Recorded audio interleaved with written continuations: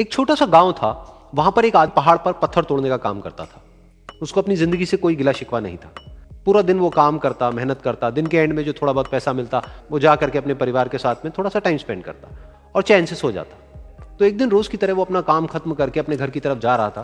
तो रास्ते में चलते चलते उसके मन में ख्याल आया कि ये भी कोई जिंदगी है कि सुबह से शाम तक मैं पत्थर तोड़ने का काम करता हूं और एंड में मेरे को थोड़े से पैसे मिलते हैं, जिसमें मुश्किल से मेरा और मेरे परिवार का गुजारा हो पाता है।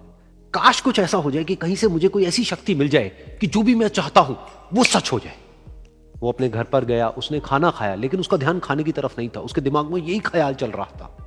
उसके बाद में वो यही सोचते सोचते सो गया।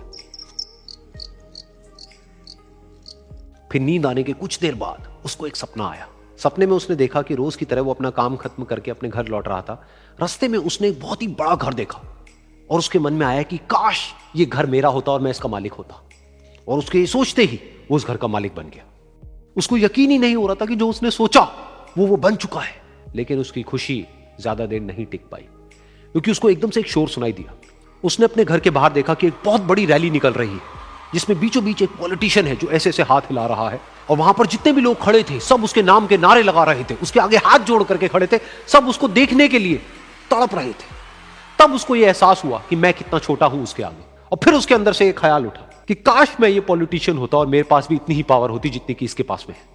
बस उसका इतना सा सोचने की देर थी, वो पॉलिटिशियन बन गया। उसकी खुशी का ठिकाना नहीं था, क्योंकि उसके आसपास में हजारों लोगों की भीड़ थी और सब उसको देखने के लिए तरस रहे थे, तड़प रहे थे। लेकिन उसकी ये खुशी भी ज्यादा देर नहीं टिक पाई। धूप बहुत ही तेज थी और उस पॉलिटिशियन को आदत नहीं थी इतनी गर्मी में रहने की। तो उस धूप की वजह से उसको चक्कर आ गए और वो बेहोश होकर के गिर गया। फिर उसको एहसास हुआ कि ये पॉलिटिशियन सबसे ताकतवर नहीं है, ये जो सूरज है ये सबसे ताकतवर है। और उसके मन में आया कि काश मैं ये सूरज बन जाऊं तो मेरे आगे कोई नहीं टिक पाएगा। और उसका इतना सा सोचने की देर थी और वो सूरज बन गया। और वो खुशी से पागल हो गया, क्योंकि पूरी दुनिया को वो ही रोशन कर रहा था और पूरी दुनिया में ऐसा कोई नहीं था जो कि उसकी रोशनी को रोक सके। लेकिन उसकी ये खुशी भी ज्यादा देर टिक नहीं पाई, क्योंकि कुछ ही देर बाद आसमान में कुछ काले बादल आए जिन्होंने कि उस सूरज की रोशनी को रोक दिया। फिर उसको यह एहसास हुआ कि इस दुनिया में ऐसा भी कोई है जिसमें दम है उसकी रोशनी को रोकने का। और उसके मन में एक ख्याल उठा कि काश मैं वो बादल बन जाऊं। और वो बादल बन गया और आसमान में उड़ने लगा। उसको ऐसा लगा कि मैं आसमान में उड़ रहा हूं और अब मैं जहां चाहे वहां जा सकता हूं।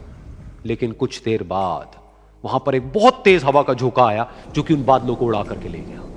अब फिर उसे ये समझ आया कि ये जो बादल हैं वो सूरज की रोशनी को तो रोक सकते हैं, लेकिन हवा को नहीं रोक सकते। ये हवा उनको बहा करके ले जाती है। फिर उसके मन में आया कि काश मैं ये हवा बन जाऊं। और वो हवा बन गया। हवा बनने के बाद में उसको अपने अंदर एक अलग ही ऊर्जा का अनुभव हुआ।